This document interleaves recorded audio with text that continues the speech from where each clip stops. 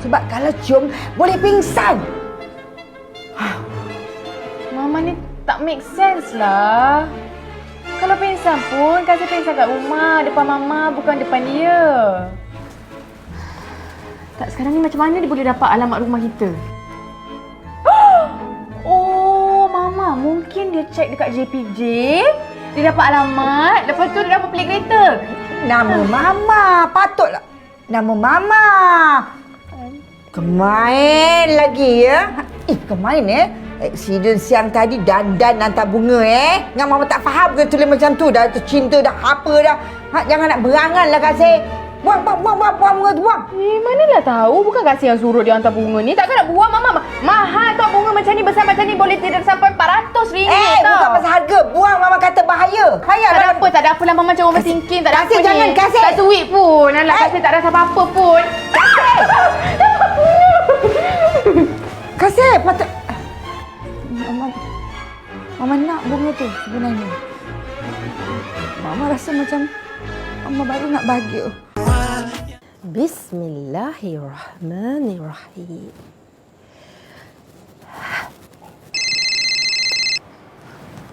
Assalamualaikum warahmatullahi taala wabarakatuh. Anak Umi. Waalaikumsalam. Mi. Kat mana tu? Just nak pergi kelas Mi, just dah lambat. Kenapa? Saja je Mi telefon pasal apa nama, Allahumma salli ala Sayyidina Muhammad. Umi nak tanya pasal kasih tu.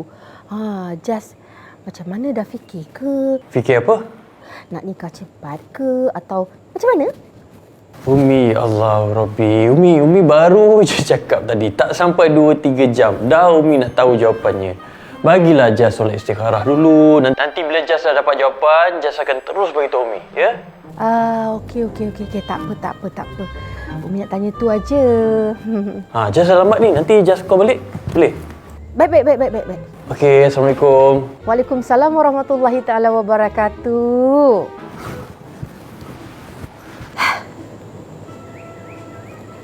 Alhamdulillah, kalau dah dia buat istikharah maknanya dia ada minat. Bila ada minat, dia hanya tunggu jawapan petunjuk dari Allah. Ya Allah, Kau bagilah jawapan yang terbaik buat anakku. Bukakanlah pintu jodohnya dengan kasih, ya Allah. Amin ya Rabbal Alamin. Apa masalah Fatimah dengan Aisyah datang jumpa kasih hari tu? Sibuklah nak tanya pasal kat Mekah hari tu. Ada makna tu. Mama tahu. Bukan apa. Sibuk nak tanya pasal Ustaz Jahazan kan? Apa lagi? Ni suka sangat kat Ustaz tu. Ambil barakah konon.